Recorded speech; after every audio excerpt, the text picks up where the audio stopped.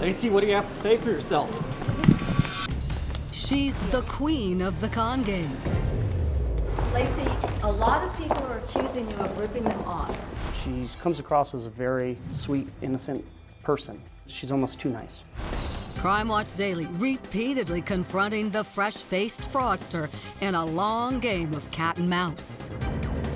But now, the mouse, Lacy Johnson, a.k.a. Lacey Hall, a.k.a. Lacey McAllister, a.k.a. Lacey Ann Marble, is trapped.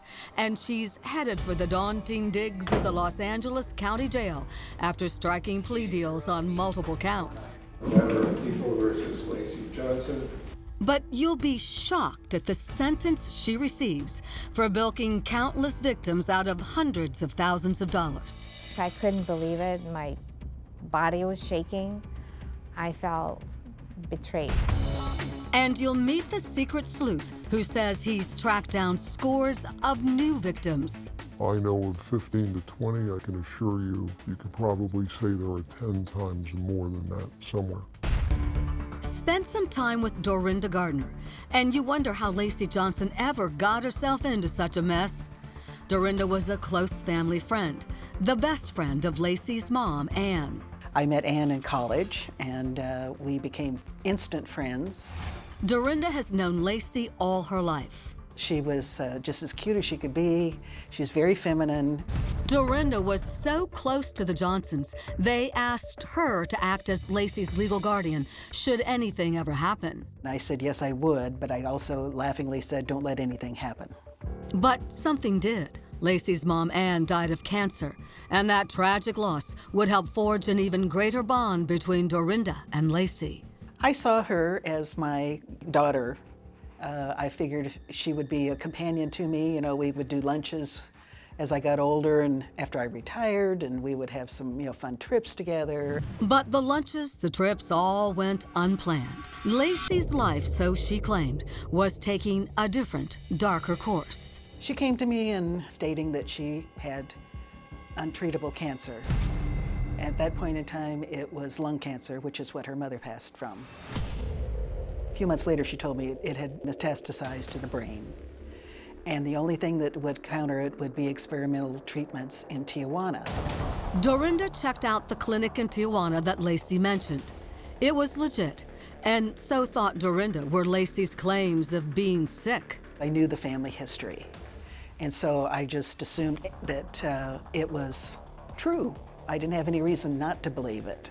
Then came the plea for money. Dorinda just couldn't refuse the young woman she considered to be her own daughter, even on her limited retirement income. We ended up giving money in like 3 or 4 different installments, and ended up to be about $28,000. Lacy reportedly promised to pay it all back. That promise would prove to be empty. She wouldn't show up when we were supposed to meet, and then the very last day I called her and her cell phone was disconnected, and I think that's when reality hit. At Temple Beth Am in Burbank, California, Rabbi Mark Harris Sobel prides himself on providing a warm, welcoming place of worship. So we go out of our way to make as many people as we can to feel comfortable here. Lacy and her family were very active in the temple and part of a close-knit family of congregants. I watched Lacy grow up. I watched her older brother Morgan get bar mitzvah here at the temple. But I certainly spent a large amount of time with her mother at St. Joe's when she was dying. When Lacy announced to the congregation that she too had cancer, everyone embraced her, just like they did her mom. Ronnie Rozenkova, whose own mother passed from cancer, led the fundraising brigade. And I can only imagine how somebody who is 30 years old and is sick from cancer, how she feels and how her family felt. It was horrible for me to hear. But this time, according to Ronnie, Lacy claimed it was breast cancer, not lung cancer. And she told people she desperately needed gene therapy from the Mayo Clinic in New York, not Tijuana. I jumped right away to do whatever I could to help, especially when I heard that she needs to go to a special treatment in New York and that she didn't have enough financial support. The kind-hearted people at the temple gave thousands. But there is one big problem. There is no Mayo Clinic in New York. Then, Lacey reportedly goes off the radar again. I start inquiring about her situation. How is she doing? How is the treatment? And nobody was willing to give me any information, or nobody knew anything about her progression in the treatment. If Dorinda Gardner and the people of Temple Beth Am were beginning to feel used, they were not alone. Far from it. I Googled her name to find out if there was any posting, and that's when the website popped up about bring Lacy Johnson to justice. On that site, scores of statements from people Lacey allegedly scammed.